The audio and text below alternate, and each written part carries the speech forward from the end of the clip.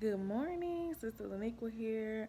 I was in prayer this morning, and God gave me some things to share, and so I started writing it down and came up with about 4 or 5 pages. So I'm talking to you guys about, and this is for whoever it's for. I don't know who it's for, but obviously somebody. I know a lot of people need to know this because I know that there was a point in time where I didn't understand this, and um, this knowledge is very, very helpful to our survival. So, it's talking about why it's important to have your emotions in check. And I'm looking down, at my notes that God had me writing. So, sure, everybody knows and understands that, not knows and understands, but you've heard of emotional intelligence, emotional maturity. So, emotional intelligence is the awareness of your emotions, like understanding your emotions, like why you feel the way you feel, like understanding the way your particular emotions work, like based on things that you've been through and stuff like that, like just understanding yourself, emotionally intelligent about your emotions.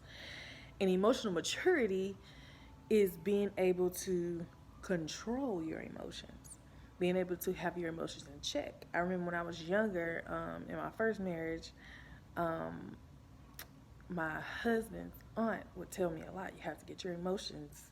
You have to get in control of your emotions. And I literally couldn't understand what she was meaning. I would just feel something and react to it. And it was nothing. I thought that's just how everybody was. I didn't realize that there was a way to regulate yourself in a way that you're supposed to act, whether you're mad, sad, or whatever. So both are necessary as a follower of Christ. Emotional intelligence and emotional maturity is both necessary as a follower of Christ. We see Christ and throughout the scriptures, he showed emotional intelligence, okay? He was questioned, accused, lied on, beaten, and killed. And the only time that he, quote unquote, got out of character or showed any type of anger was when they were buying and selling in the temple. And he said, you're making my father's house a den of thieves. And we know that that anger that he had, it was a godly anger. It was righteously, it was rightly placed, and it was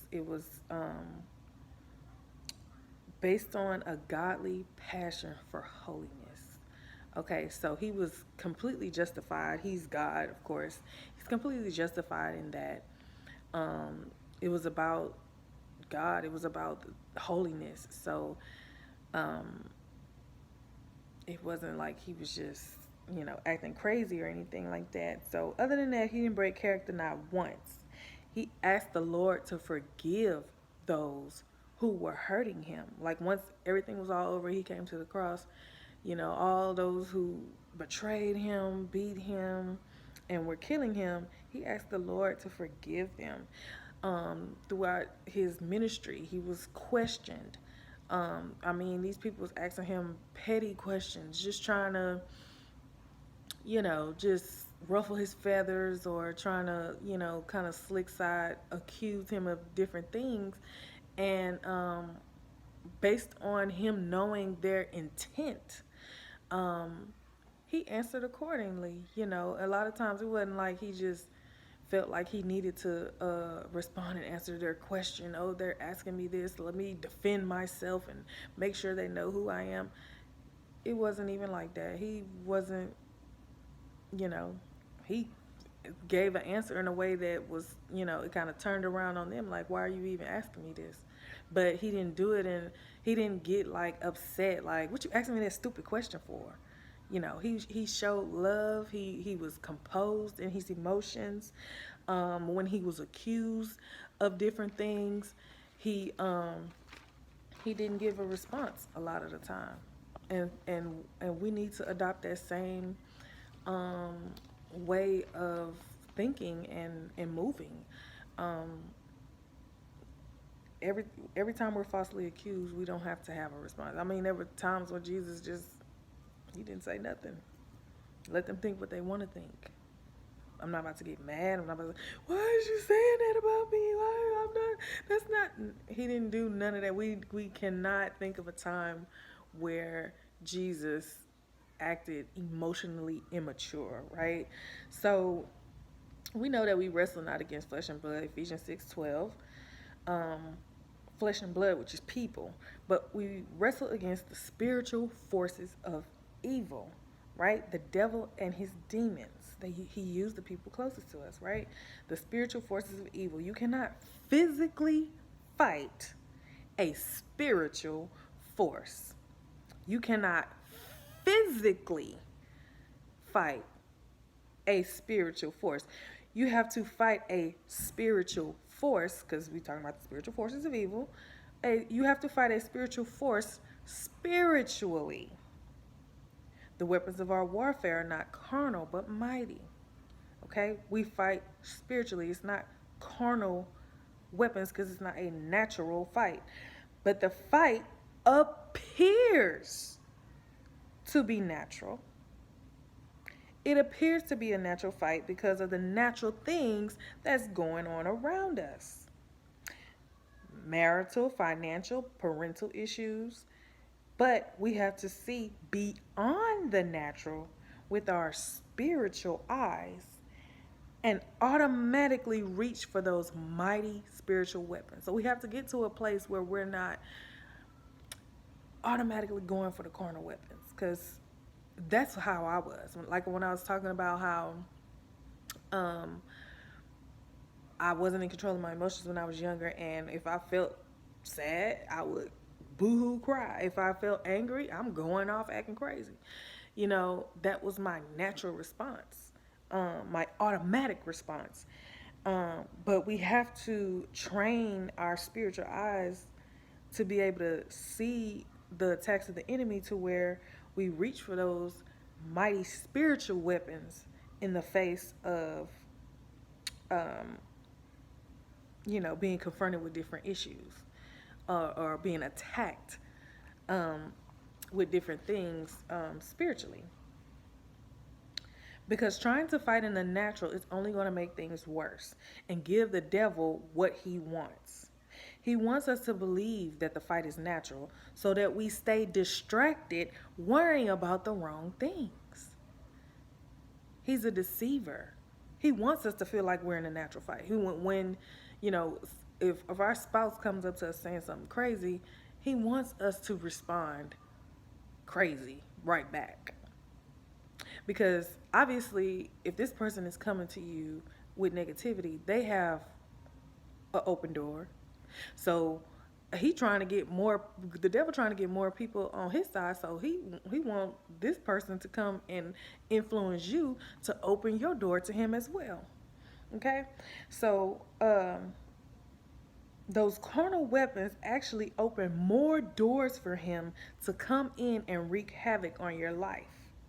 So if all you're willing to do is get mad and yell and scream versus controlling your emotions, staying silent, and pray about the situations, you will lose because you're not using the right weapons, okay? Satan is looking for you to get angry, scream, yell, use violence, cry, get depressed, feel defeated, and all of those things, because these things are a gateway for him. I used to not understand when people told me, when older women would tell me, because I was just a crybaby, don't cry in front of him. Don't let him see you. Every time a man would hurt me, my husband or whoever, I would cry. And I looked at it why wouldn't I, want him to see me cry? Sorry, the camera cut off. But yeah, I would be why wouldn't I want them to see me cry? How would they know that they hurt me? I mean, I just want to show them that they hurt me. So I don't mind crying in front of a guy or whatever. But it's really not a good thing. Because this is truly a gateway for the enemy. He can tell by the sound of your cry just how desperate you are. And this is not any kind of healthy desperation, just a negative desperation that he can definitely use. He could tell by your complaining, oh, she don't trust God. She's complaining about the situation. She don't trust God. She crying. She desperate. She don't trust God. So you know what? I can use that, and that's how he thinks. So we can't. It's not only we can't show people our emotions. We wrestle not against. It's not even about the people. We're not wrestling against flesh and blood. It's about spiritual warfare. Um, the enemy feeds off of these negative emotions, and he knows that you don't know that. He knows that when you don't know that, you're going to resort to these things and remain bound. He knows that. So that's why he try to keep you in that space, right? So he can't read our minds or our hearts, but he can get an idea of what's in there by the things we say. From the abundance of the heart, the mouth speaks. By the things we say and the things we do, and the emotions we display. That's why it's important that we remain composed when he confronts us. What do I mean when he confronts us? When we're confronted with, just things that we perceive as a spiritual attack. Your husband ain't acting right. Your wife, treating you bad, or, you know, financial troubles come your way. Um, so when he confronts us, we don't, we not, we can't give him what he wants, because he's looking for a certain thing. He's looking for any way that he can get into your spirit. For if you're going to open the door for him to let him in, so that he can have his way with you and wreak havoc on your life. And before it becomes second nature to you, you'll have to put it into practice. So it is not, when you've been living a certain way for so long, it's not easy to just, start doing things the right way. It's gonna be some practice. And when he knows, he hears me saying this to you, so he's gonna attack me just because I'm putting this out. And once you watch it, he's gonna attack you when he knows that you're trying to get smarter and start coming against him. He's gonna make it harder for you. So, what was I saying?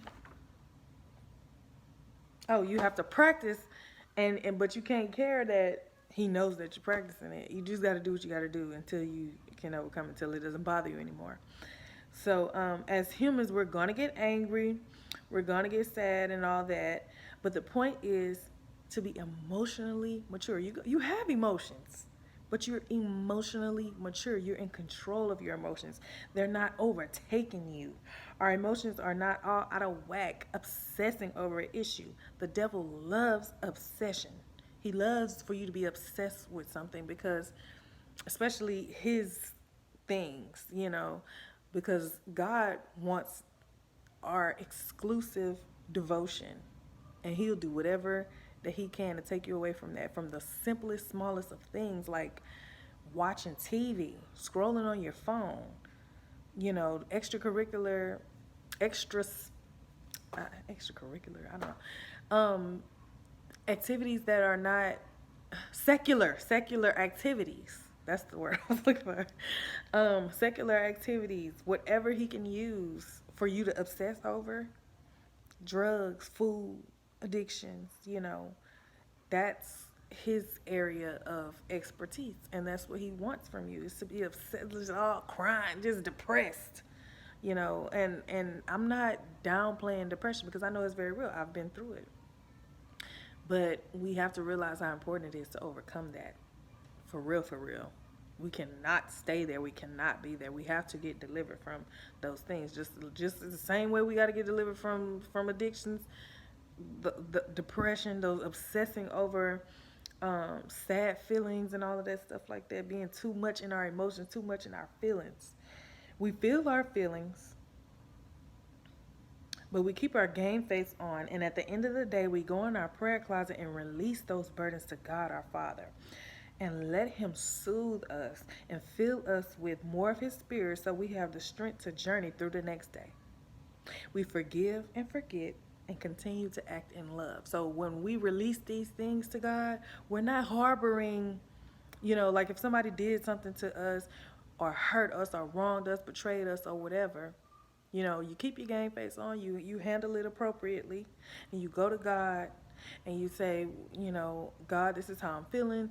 What do you want me to do about it? And you release that, you forgive that person, you get over that, you continue to love. You know, this is not about pretending like things don't bother you, but it's a way to handle that. You handle it in a spiritual way. You fight the fight in a spiritual way because the whole point is to break you down and keep you bound. Whether it's with anger, he'll use whatever he can. It doesn't even matter to him. Long as you are not fully devoted to God. On several occasions, Jesus went off by himself to pray and get his strength restored and commune and share intimate time with the Father. And so we follow his pattern. So keep your emotions in check. It's important to keep your emotions in check because the enemy wants to sift you as wheat. He wants you to be emotionally immature so he can use you for his purpose, which is coming against God's purpose. We wrestle not against flesh and blood, so we can't react in a way that we can't react to people in a way that gives the enemy what he wants. It's important to keep your emotions in check. Not because of the people, but because you don't want to show the enemy what's in your heart and make him feel like he has an open door to come in. Let God purge you, cleanse you, and do whatever he needs to do to create in you a clean heart to make you right and righteous before him. And don't let the enemy, don't let your left hand know what your right hand is doing. Don't let him know what's really going on, because he will take that and he will use that.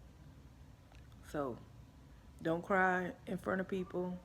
Go to God. Don't get angry, react, fuss, cuss, and all of that because you're letting them in. Go to God. So I hope this was helpful. If you have any questions, I needed to be broken down any more than that, because I kind of feel like I wanted to go a little deeper. I don't know if it's understood and everything, but I feel like this is some very important information that it took me a long time to come to understand. So hope it helps someone. Hope it reaches whoever it's for. Y'all have a blessed day. And see you next time. Bye-bye.